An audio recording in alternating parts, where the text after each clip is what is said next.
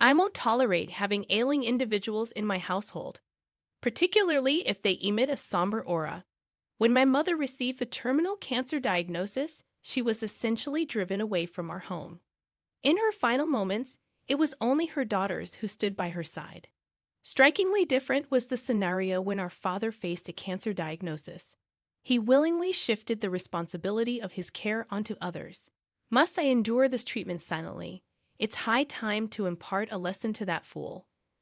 My name is Bonnie, a 21-year-old junior at a local public university. I have a younger sister, Susan, currently in college. We make up a family of 4 with our father and mother. Despite this seemingly conventional setup, my sister and I harbored resentment towards our father.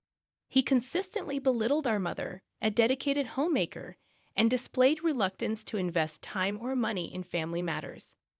Our mother, always engaged in what's now termed solo parenting, never revealed her exhaustion, presenting a constant, cheerful facade.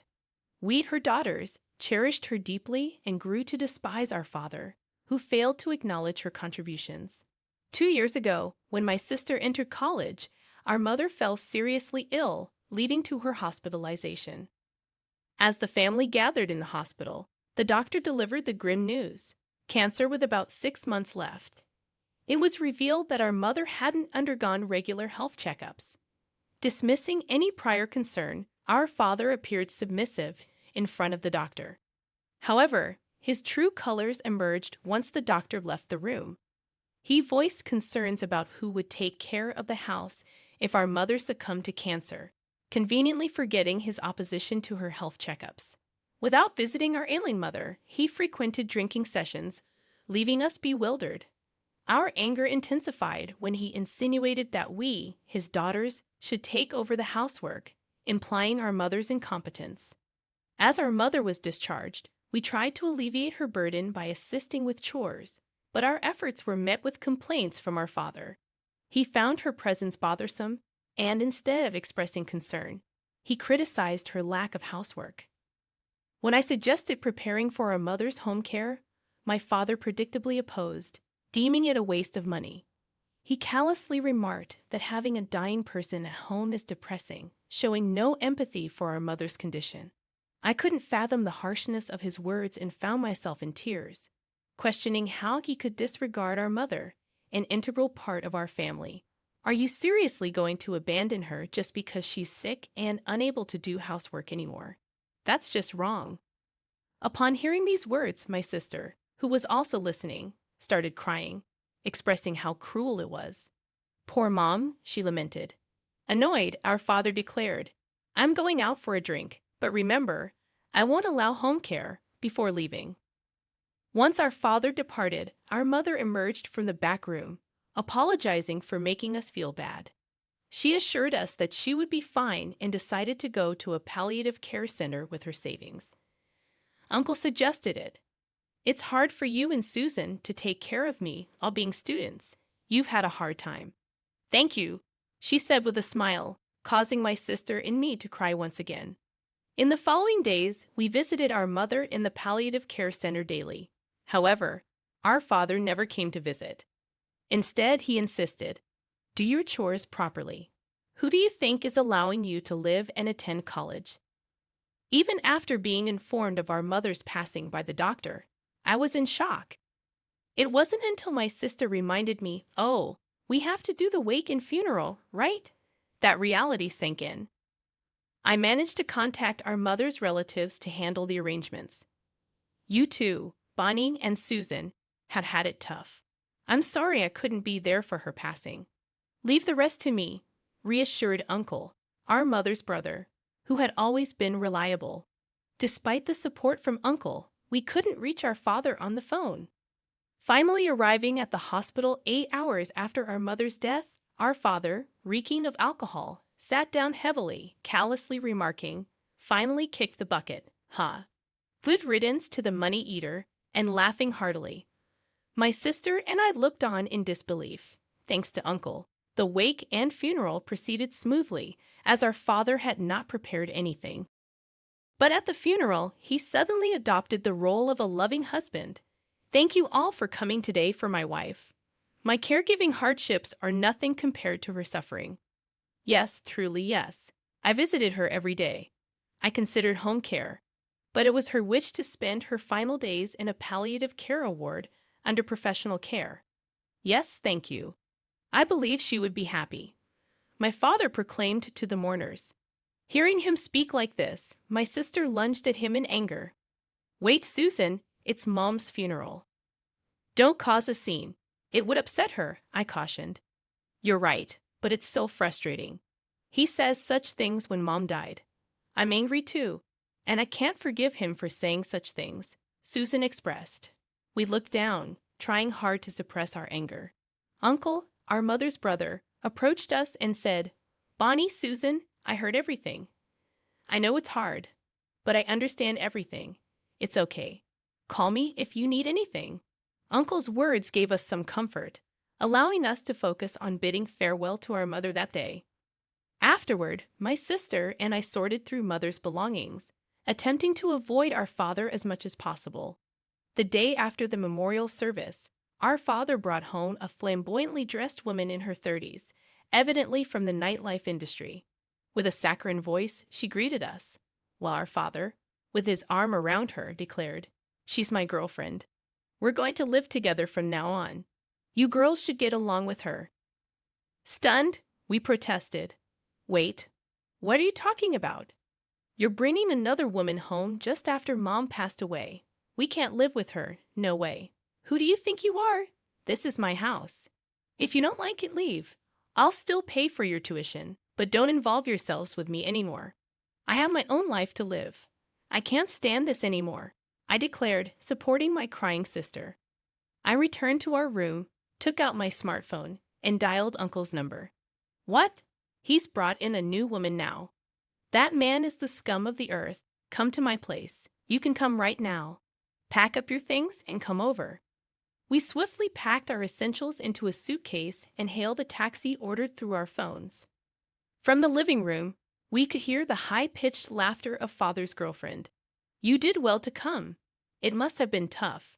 Uncle greeted us warmly upon our arrival. I felt so relieved that I almost cried. You must have had a hard time on such a cold day. Would you like some milk tea? You both should commute to college from here.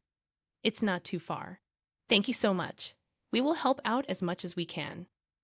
Life at Uncle's house was peaceful, and my sister and I, often reminiscing about our mother, found ourselves thinking less and less about our father. Then one day, I received a call on my phone. Hello, Bonnie, long time no see. Actually, your father is in the final stages of a disease and needs care. Honestly, it's tough for me alone, and I have my own job.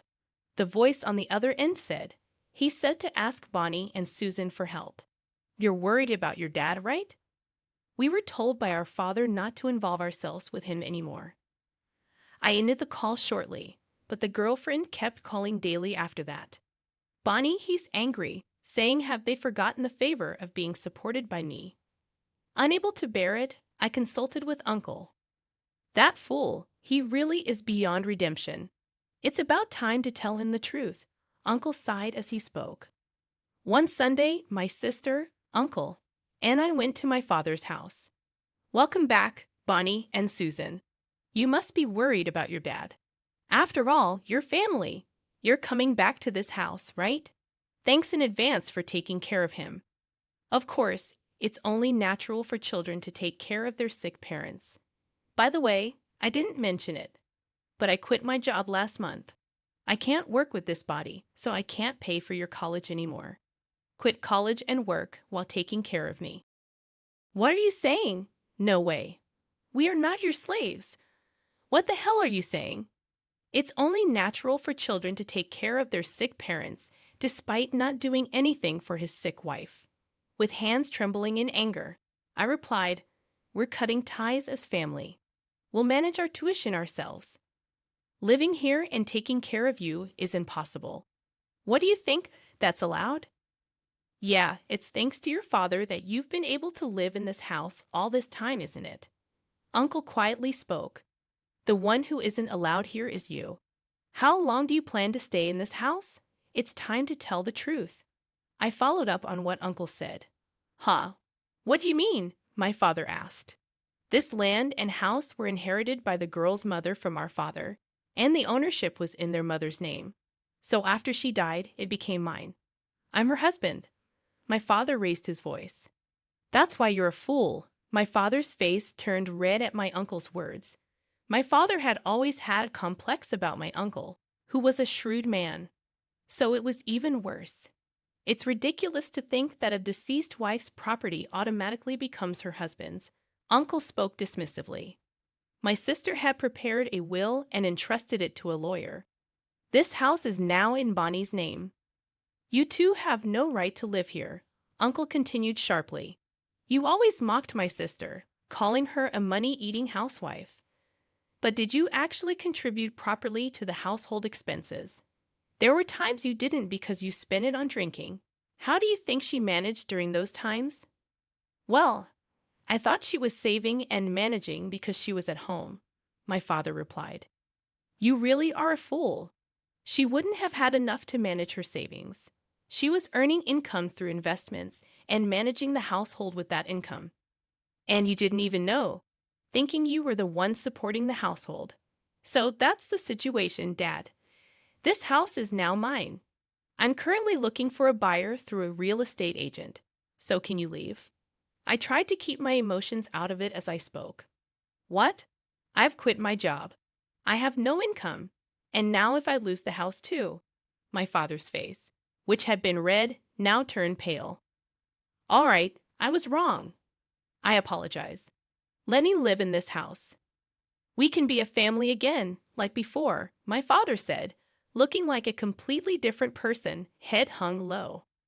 I finally said what I had wanted to say for so long. No, thank you. I have no attachment to this house without Mom. Having someone on the brink of the afterlife in the house makes it so gloomy, right? My sister nodded vigorously beside me. We won't see you again, Dad, firmly stating that we left the house filled with memories of our mother. Later on, when my sister and I secretly went to get our belongings during Father's absence, a neighbor lady told us, that flashy woman who was living here seems to have left. And my husband saw your father at the hospital wearing shabby pajamas and muttering, I don't have any money to buy anything at the store. Is your father all right? I gave a vague reply to the curious lady and quickly left the scene. But my sister and I later said to each other, it serves him right. Exactly karma. That's the punishment for how he treated our kind mother. Uncle was right. We struck at the right time when it would hurt him the most. Really, it was good to follow Uncle's advice. I remember the day we arrived at Uncle's house. We'll help out as much as we can. You don't need to worry so much. You should know the truth. My sister knew about his mistress and anticipated that if he got the inheritance, he would let his mistress do as she pleased. She intended to divide her assets among us two sisters. She entrusted me with all the legal matters after her death. Then I learned that the house and land were in my name, and stocks and other assets were inherited by my sister. So that means Dad and that woman have no right to live in that house, right? Let's go take it back right away. Wait a minute. As you know, I'm a doctor. When I saw him at my sister's funeral, I had a hunch. He doesn't have long left. Maybe when he's in the same situation, he'll understand her feelings as Uncle intended. We were able to cause significant damage to our father. But sister, are you really okay with selling the house? It has our memories with Mom, and it's where we grew up. Yes, I was conflicted, but I didn't want to leave the option of home care for Dad. And it's scary that his mistress knows about the house. For me now, home is where I can be with you. While talking, my sister and I entered an apartment building in front of the station. This apartment is owned by Uncle, and he's letting us stay here for free. Uncle owns several apartments in this area. I remember when Uncle suggested that we live in this apartment. We can't trouble you any further, Uncle. We tried to decline his offer, but he insisted. Let me do at least this much. I can't accept money from you students. My wife and I don't have children, so we think of you as our own. It would make us happy if you rely on us. Thank you so much. Remembering the hardships we endured because of my father, I felt a surge of emotion. I really wanted to pay for your tuition too. Are you sure you want to pay for it yourselves? Uncle asked. Yes, after selling the house and stocks Mom left us, we have enough to cover the rest of our tuition. It's really thanks to Mom. My sister's eyes also welled up with tears. We have to stay positive to reassure my mother in heaven. My sister and I nodded to each other. Entering the apartment, I recalled this conversation with my sister. As we entered, we saw a photo of our mother. Her smile seemed to say, this was the right choice.